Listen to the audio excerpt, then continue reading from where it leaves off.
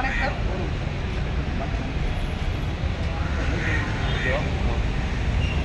அனைவருக்கும் வணக்கம். அனைவருக்கும் வணக்கம். மாணவர்களோட மருத்துவ கணக்கு வந்துட்டு ஏற்றி வைக்கும் முறையாக தான் இருக்கிறது இந்த நீட்டுத் தேர்வு. இதை எதிர்த்து இதை ரத்து செய்ய கோரி தமிழக மாணவர்களாக சென்னை மாவட்டத்தில் இந்த கண்டன ஆர்ப்பாட்டம் நாங்கள் நிகழ்த்திட்டு இருக்கோம். இப்போ நீட் தேர்வு ஒவ்வொரு மாணவர்களோட அடிப்படையாக இருக்கிறது கல்வி. அந்த கல்வியோட உரிமை இங்கே பறிக்கப்படும் போது தான் மாணவர்களாக நாங்கள் எல்லாருமே இங்கே குரல் எழுப்பிட்டு இருக்கோம். நீட் தேர்வை வந்துட்டு எல்லாருக்கும் ஒரு சமநிலையான ஒரு தேர்வாக இருக்காங்க இல்லை. ஒரு அரசு பள்ளியில் படிக்கும் மாணவர்களுக்கு கூட அதை எளிதாக கொண்டு போக முடியுதா இல்லை. ஒரு தனியார் பயிற்சி மையம் போய் சென்று அதில் லட்சமாக கொடுத்து அப்படிதான் வந்துட்டு அவங்க அந்த கல்வி முறை வந்துட்டு அவங்க அந்த தேர்வை எழுத முடியுது. அப்படி எழுதினாலும் மதிப்பெண்களில் வந்துட்டு சரியான ஒரு தேர்வு முறைகேடுகள் எவ்வளோ வந்துட்டு முறைகேடுகள் இங்கே அண்மை செய்திகள் எல்லாத்துலேயும் பார்த்துருக்கலாம். ஆள் மாறாட்டம் பண்ணுறது, விடைத்தாள் எல்லாமே முன்னாடியே வர்றது அப்படின்னு ஒவ்வொரு இடத்துலையுமே முறைகேடுகள் வருது. அப்போ ஒரு எளிய மாணவனோட கனவாகவே தான் போயிட்டு இருக்கு. மருத்துவ கல்விங்கிறது எட்டா கல்வியாக தான் இருக்குது. இப்போ தான் வந்துட்டு ஒவ்வொரு இடத்துலையும் முதல் பட்டதாரி சான்றிதழ் வாங்கும் மாணவர்களாக தான் நம்ம இருக்கிறோம்.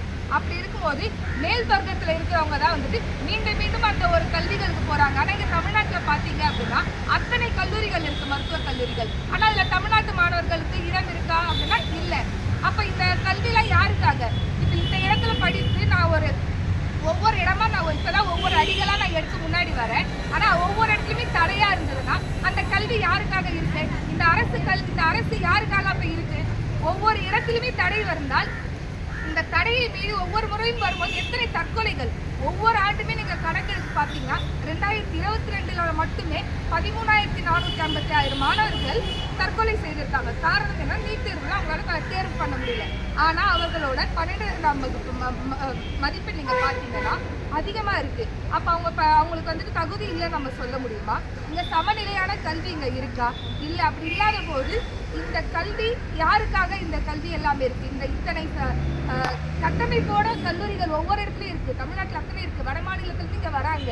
சரி, அவங்க வந்துட்டு சரியாக நான் படித்து முடிச்சுனா சரியாக தகுதியோடு தான் வரேன்னு பார்த்தீங்கன்னா இல்லை. ஒரு நேர்முக தேர்வுக்கு அவன் வந்துட்டு மதிப்பெண் பெற்று நேர்முக தேர்வுக்கு வராங்க. அவனுக்கு ஃபிசிக்ஸுக்கு ஸ்பெல்லிங் கூட தெரியல. அப்போ எப்படி அவங்க அந்த மதிப்பெண் பெற்றாங்க? எப்படி அதில் தேர்வானாங்க?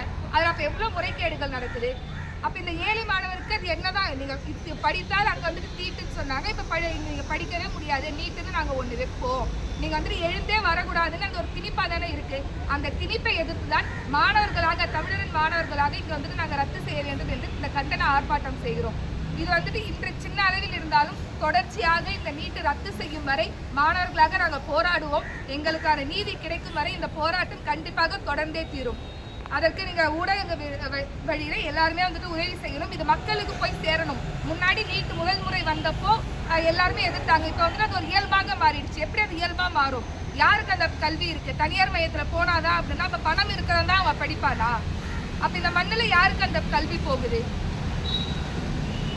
இந்த நிலை வந்துட்டு மாற வேண்டிய இங்கே மாணவர்களாக போராடுகிறோம். அதற்கு அனைவரும் துணை நின்று எங்களோடு நிற்குமாறு நாங்கள் கேட்டுக்கொள்கிறோம்.